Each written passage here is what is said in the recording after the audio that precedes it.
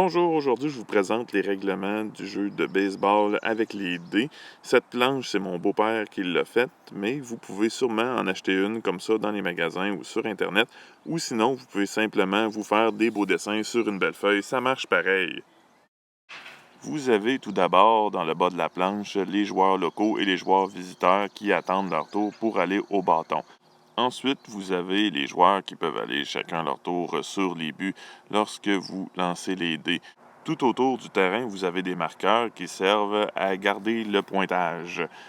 Plus haut encore sur la planche, vous avez différents marqueurs qui vous serviront à savoir vous en êtes rendu où dans le jeu. Tout d'abord, vous avez la boîte des retraits qui va servir à indiquer le nombre de retraits en cours. Puis, vous avez ici une section qui va vous montrer à quelle manche vous vous trouvez.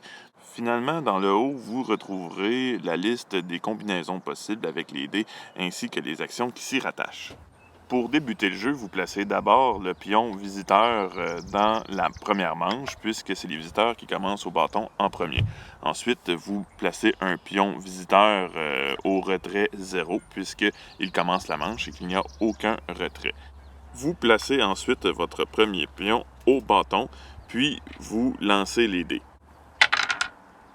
On regarde ce que ça donne en commençant toujours par le plus petit chiffre, donc 1 et 6. Vous voyez ici, ça donne un simple.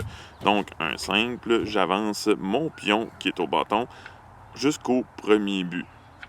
Et ensuite, je prends le prochain pion qui est en attente et je le mets au marbre puisqu'il sera le prochain à frapper et je relance les dés. 4 et 5, le résultat. On retourne voir dans le tableau qu'est-ce que ça donne. 4, le plus petit chiffre en premier. Et 5, c'est une chandelle. Une chandelle signifie un retrait. Donc, j'avance le pion retrait de 0 à 1. Lors du troisième retrait, la manche se termine. Je relance les dés à nouveau. 3 et 6. On retourne encore au tableau voir qu'est-ce que ça donne. 3 et 6, c'est un ballon. Un ballon est un retrait aussi, donc j'avance toujours mon pion retrait à 2. Et vous comprenez que c'est ainsi de suite jusqu'à mon troisième retrait. Après le troisième retrait, c'est le tour des receveurs de jouer. Donc, on change le pion, on remet le pion à 0. On remet un pion dans la manche 1 pour receveur. Puis, on vient changer les pions ici pour les remettre en attente. Et on place le premier frappeur vert. Disons qu'on avance dans le jeu et que j'ai un joueur au troisième but et que mon frappeur frappe un simple. Tous joueurs qui passeront du troisième but au marbre inscrivent un point. À chaque point qu'on inscrit, on avance le pion du pointage de 1. À ce point-ci, vous comprenez que chaque lancer de dés, chaque combinaison de dés correspond à une action, à un jeu qui se fait au baseball en temps normal. Et je vais tous vous les expliquer un à un avec ce qui est possible de faire et ce qu'il n'est pas possible de faire. Aussi, je dois vous mentionner qu'il n'y a pas de vol de but et que les coureurs sur les buts ne peuvent courir que lorsqu'il y a un simple, un double, un triple, un circuit est frappé ou lorsqu'il est forcé d'avancer à cause d'un but sur balle ou autre. Vous allez voir dans les règlements, je vais tout vous expliquer ça. En commençant par le circuit.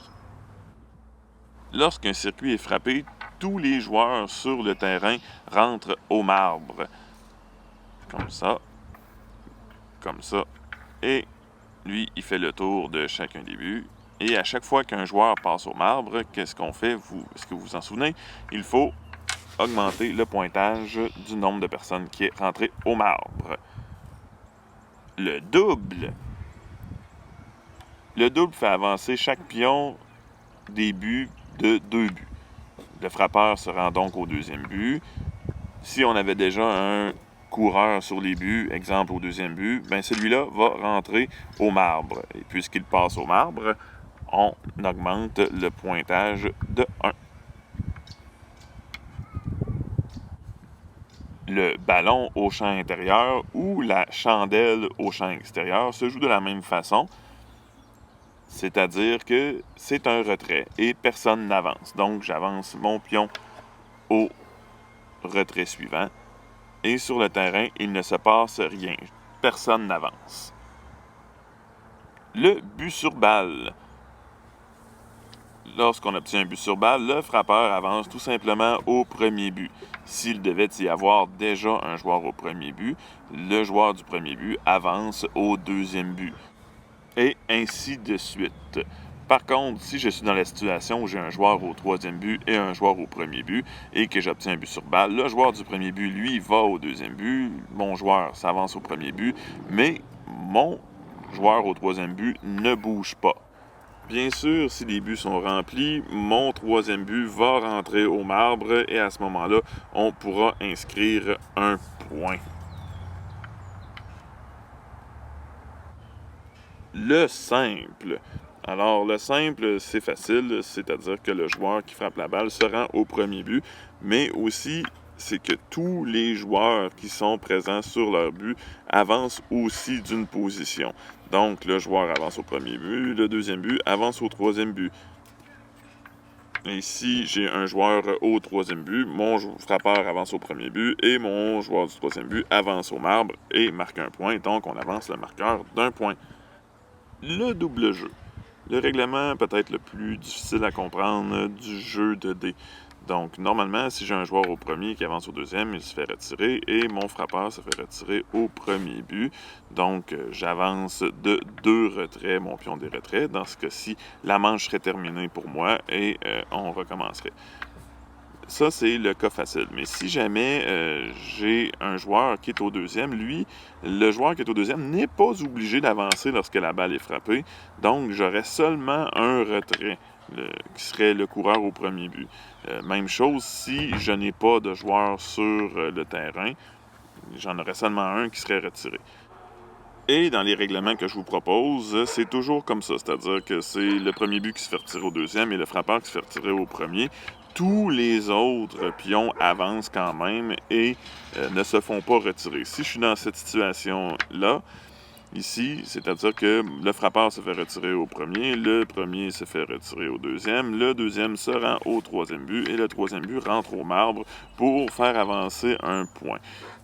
Par contre, il faut bien vérifier le nombre de retraits parce que dans cette situation où j'avais déjà un retrait, aucun des points n'aurait compté puisque je me serais rendu à 3 retraits. Donc, le point n'aurait pas été bon.